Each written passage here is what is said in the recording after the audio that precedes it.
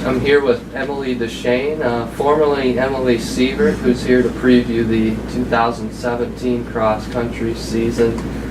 First, when we look at the adjustment last year with a new head coach, what kind of growth did you see, particularly in the women's team this past season and so far in the preseason?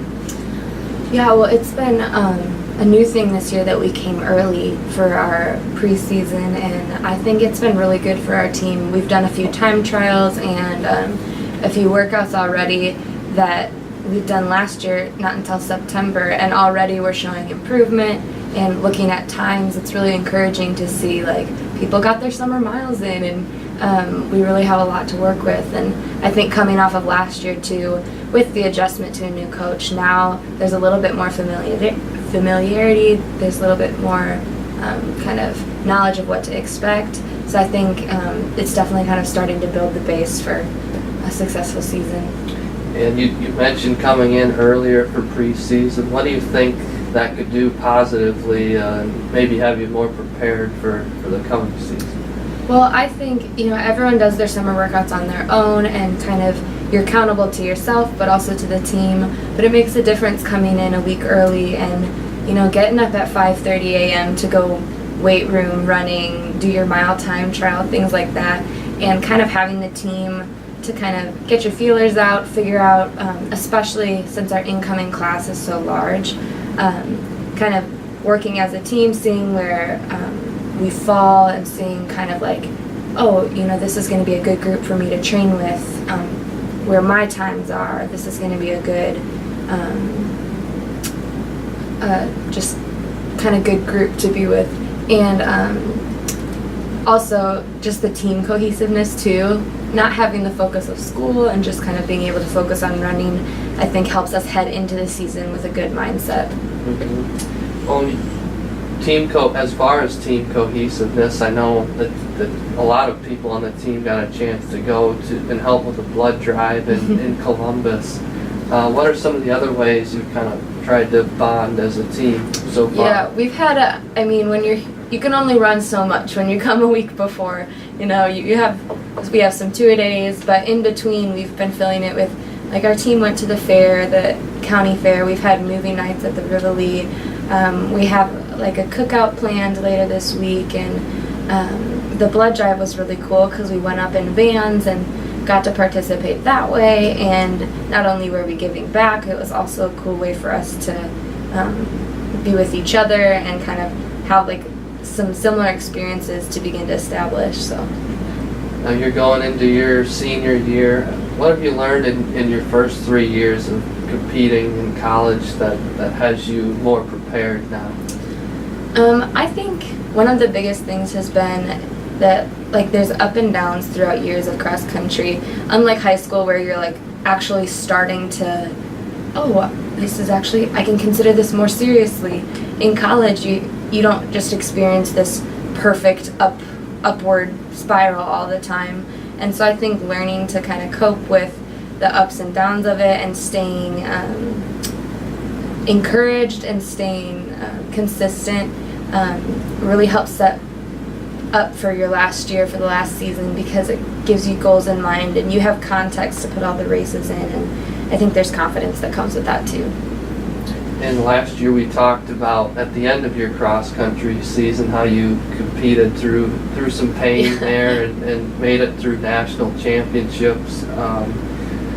I guess, how have you progressed since that injury, and what did you do to kind of overcome that?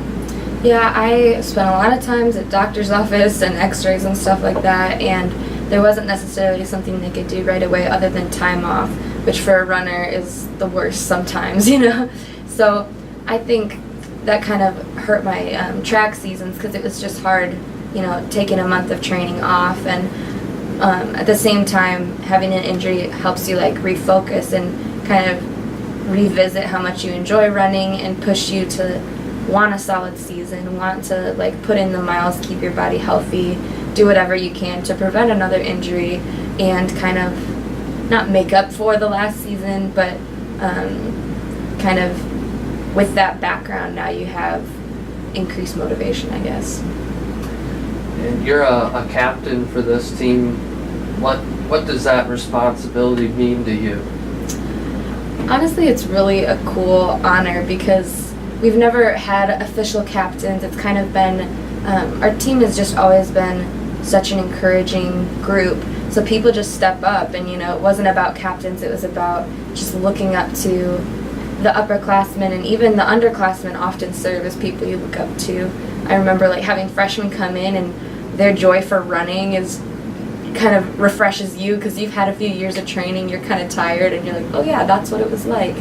So it's cool to kind of be the official captain just because there is an added responsibility, there is that desire to be a good example, to be that nurturing voice on the team, because you've been through it, especially like as a senior like I am. You've been through the 4 years, you have a little bit more perspective on how the journey goes. So I mean, I just hope that do a good job at it, I guess, and just kind of can help, especially like I said, our large incoming freshman class to kind of adjust and really find joy in it, I guess.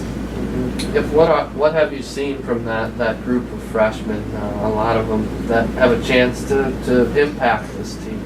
Yeah, well, first of all, the team morale, everyone fits in so well, and it's just neat to see kind of like common mentality, common goals. It's a lot of down-to-earth men and women who are here because they love running and they want to continue in competition and they work hard.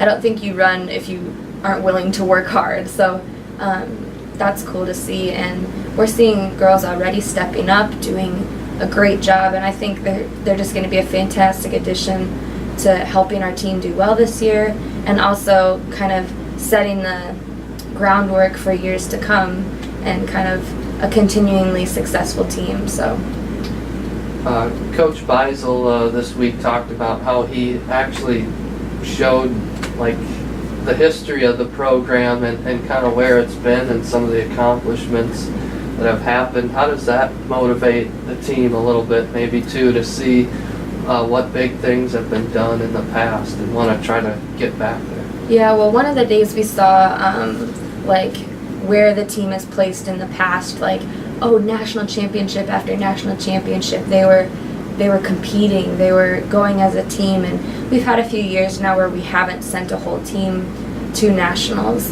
And so I think that just kind of refreshes us and sets our mind saying, okay, this is achievable, this is something we've done in the past, and it's possible, and it's something that we really can aspire towards.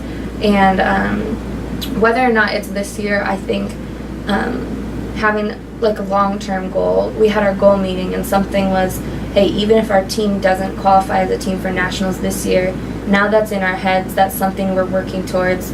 Every day you're in the weight room, every day you're running and you're tired at mile 10, like that's something to keep in your mind. And not that they don't have enough internal motivation, but that's definitely a good reminder that it's possible and it's something our school like has done in the past. So what do you hope your senior year is remembered for?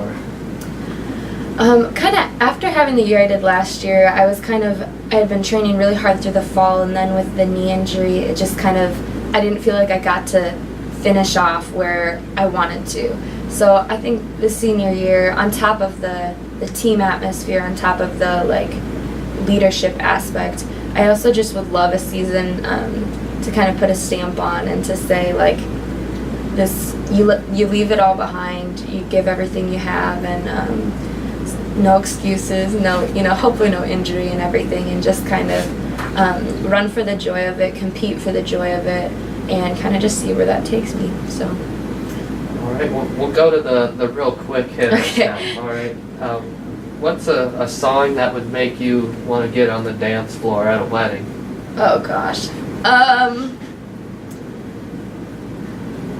Bad Liar, Selena Gomez. What's the most miles that you've run at one time? 15. What's your favorite place to run? Out in the country. Who's a famous athlete or celebrity that you'd want to Oh, meet? like it's split screen. Yeah. Emma Like Coburn. I'm connected. I have it out. When people ask you about Seward, what is the first thing that comes to mind? Concordia, I don't know, JD's. If you're Netflix and chilling, what are you watching? Friends, probably. If you have only one movie you can watch for the rest of your life, what is it? What to expect when you're expecting. How about a dream job? I'd love to be on the Disney Pixar staff making movies. So. Biggest pet peeve? Oh gosh. I don't know. I have so many. Disorganization. I don't know. I'm sure you have to watch your eating habits a lot as a runner, but if you have a day where you can eat whatever, what do you eat? Oh, I'm eating donuts. That's for sure. How about a fun trip or activity this summer? I know you got married, but Yeah. South Africa. I spent 3 weeks there with the choir on tour, so that was a fun one. and finally, you're from Frankenmuth, Michigan. What's the best thing about your hometown? Probably the community aspect and also all the festivals they have, so